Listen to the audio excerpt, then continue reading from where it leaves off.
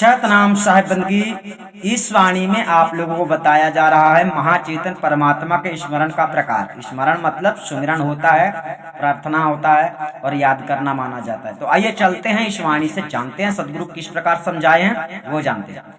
ये ततु राम जपो हो प्राणी, तुम बूझो अकथ कहानी। जाके भाव होत हरि ऊपर जागत रैन बिहानी। डाइन डारे सुनहा डोरे सिंह रहे बन घेरे। पांच कुटुंब मिल जूझन लागे बाजन बाजू घनेरे। रेहु मृगा संशय बन हाके पारथ बाणा मेले। सायर जरे सकल बंडा है मच्छ अहेरा खेले। कहाँ कबीर सुनो हो संतो जो यह पद अर्थावे। जो यह पद को गाय विचारे आप तरह और तारे। अच्छी तरह समझना है इस वाणी। सदगुरु कहते हैं कि हे प्राणधारी मनुष्य, तुम लोग इस प्रकार उस महाचेतन परमात्मा राम का स्मरण करो। किस प्रकार? और जब पूरी तरह से कथन में नहीं आता है, उस अकथनीय कहानी को किसी भेदी सतगुरु की शरण में जाकर उनसे अच्छी प्रकार समझो और साधन करो।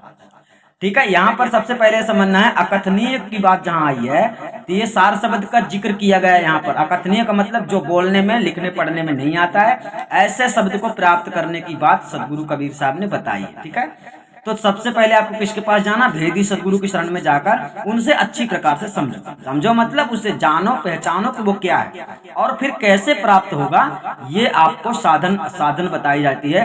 साधना आपकी यही है कि संसार में किस प्रकार से तुम्हें रहना है और अपने आचरणों को सुधार करना है और वाणियों का रसपान करना, सदगुरु के ज्ञान को गहराई से समझना है कि साहिब ने क्या कहा है। ये सदगुरु के बताए मार्ग पे चलना सबसे बड़ी साधना है आपकी। ठीक है, साहब क्या कहते हैं? क्योंकि वह परमात्मा मन वाणी का विषय ना होने से अकथनीय है। अतः भेदी सदगुरु से उपदेश समझने पर जिस साधक जिज्ञासु के हृदय में उस जन्म मरणादि दुख हारी हरि महाचेतन सतपुरुष परमात्मा पर पूर्ण श्रद्धा संयुक्त भक्ति भाव होता है, वह साधन अभ्यास में जागता हुआ सारी रात बिताकर सवेरा कर देता है। जिसके हृदय में ज्ञान रूपी शूर उदय होता है, उसके यहाँ से अज्ञान रूप रात्रि चली जाती है। जिस समय साधक जिज्ञासु भक्त साधन अभ्यास करने लगता है, उस समय दृष्टि कुबुद्धि रूपी डाइन तथा काम क्रोधादि रूपी कुत्ते और मन रूपी सिंह उसको सताते हैं। अब यहाँ पर आपको समझ लेना है कि जब भक्ति के मार्ग में आप चलते हैं तो मन आपको इधर उधर घुमाता है, लेकिन हर समय आपको सदगुरु के उपदेश का ध्यान रखना है, तभी आप जागते रहोगे। और इसका मतलब है कि तुम जाग गए हो और सत्य मार्ग पर चल पड़े हो। मन आपको भटकाने की बहुत कोशिश करता है, इसलिए गुरु की आज्ञा से ही सारे कार्य करने चाहिए। ठीक है, अर्थात परेशान करते हैं और साधन अभ्यास नहीं करने देते हैं। ठीक है, ऐसी स्थिति में मन आदि शत्रुओं को कैसे वश में करना चाहिए उसको दिखाते हैं। अतः उस समय साधक लोग दुष्ट कुबुद्धि रूपी डाइन को डार देवें, अर्थात त्याग देवें, और काम क्रोधादि रूप कुत्तों को डोर यानी रस्सी से बांध देवें, अर्थात ज्ञान वैराग्य से वश में करें, और मन रूपी सिंह को हृदय रूपी वन में दृष्टा साक्षी रूप से घेर लेवें, अर्थात बाहर नहीं जाने देवें, किंतु निग्रह करें और 5 ज्ञानेंद्रियां रूपी कुटुंब से मिलकर अर्थात उनको भी निग्रह कर उनके साथ युद्ध करने लगे। साहब ने कैसी साधना बताई है देख लेना, ध्यान ऑन करने को नहीं बताया, कैसी साधना बताई साहब ने।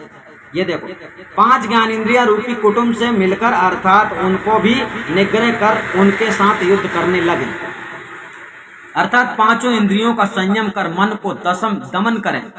तब समाधि के अभ्यास काल में प्रथम ब्रह्मांडी जुझाऊ बाजा तमामा के समान अनहद बाजा बहुत से बजने लगते हैं, किंतु उनमें नहीं ठहरें, उनको मिथ्या समझकर आगे बढ़ने का अभ्यास करें। उस समय साधन अभ्यास संशय रूपी लाल मृगों को हृदय वन में से भगा देवे। तब पारथ अर्थात साधक रूपी शिकारी पाना यानी दाव देकर ज्ञान रूपी बाण संशय रूपी मृगों पर छोड़ने लगे, जिससे भागे हुए संशय मृग सब मर जावे अर्थात नष्ट हो जावे। अब आपकी साधना क्या है ठीक से समझते जाना। आपको जिस प्रकार की संशय होती है संसार में जीने में रहने में, मतलब ये सब क्या हो रहा है, क्या होना चाहिए, क्या नहीं करना चाहिए, मैं गरीब हूँ, मैं कष्ट में हूँ, मुझे दुख है, मुझे तकलीफ है, ये सब आप लोगों की शंका है। और इस शंका का समाधान आप लोगों को गुरु से प्राप्त होता है, अर्थात ज्ञान होता है गुरु से। तब प्रलय काल की अग्नि के समान ज्ञान रूपी अग्नि से पाम सागर के समान संसार सागर जलने लगता है। अतः तब उसमें रहने वाले काम, क्रोध, लोभ, मोह आदि वृक्ष समूह रूप वन को ज्ञानी साधक प्रलय काल की अग्नि के समान ज्ञानाग्नि से दग्ध कर देता है। अर्थात जो ज्ञानी होता है वो माया को जीते जी नष्ट कर देता है, अर्थात इस माया को कुछ भी नहीं समझता है। ऐसा तब होता है जो परमात्मा में लीन हो जाता है, श्रद्धा भाव से परमात्मा की भक्ति को स्वीकार करता है।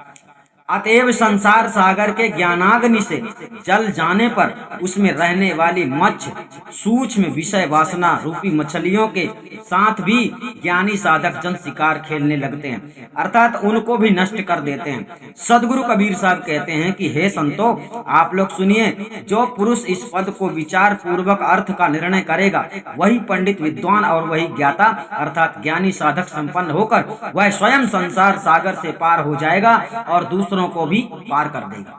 ये सदगुरु कबीर साहब का आदेश है। किस प्रकार की साधना है सदगुरु कबीर साहब की? देखिए, सदगुरु कबीर साहब की साधना ऐसी है कि बहुत ही विचार कर आपको कदम बढ़ाना है, बहुत ही विचार कर आपको बोलना है और बहुत ही विचार करके किसी प्रकार का कर्म करना है। आपको दुष्कर्म नहीं करना है, वरना आप मन इंद्रियों के वशीभूत होकर दुष्कर्म कर बैठोगे और मोक्ष का रास्ता आपका खत्म हो जाएगा, बंद हो जाएगा और इस स्थिति में फिर आपका मोक्ष नहीं होगा। तो अभी आपने समझा साहब की वाणी में महाचेतन परमात्मा का सुमिरन भजन ज्ञान कैसे होता है, कैसे परमात्मा तक पहुंच सकते हो, परमात्मा में लीन होने की क्या क्रिया है, ये साहब ने समझाया। ये आपकी सबसे बड़ी साधना है इस वाणी में जो आपको बताया गया। सतनाम साहिबंद की अधिक जानकारी के लिए आप संपर्क कर सकते हैं और सदगुरु कबीर साहब के असली ज्ञान को पूरा देखने के लिए, बीजक को समझने के लिए आप लोगों को लगातार इस चैनल में रहना है और हमेशा देखना है कबीर साहब की असली वाणी। सतनाम साहिबंद।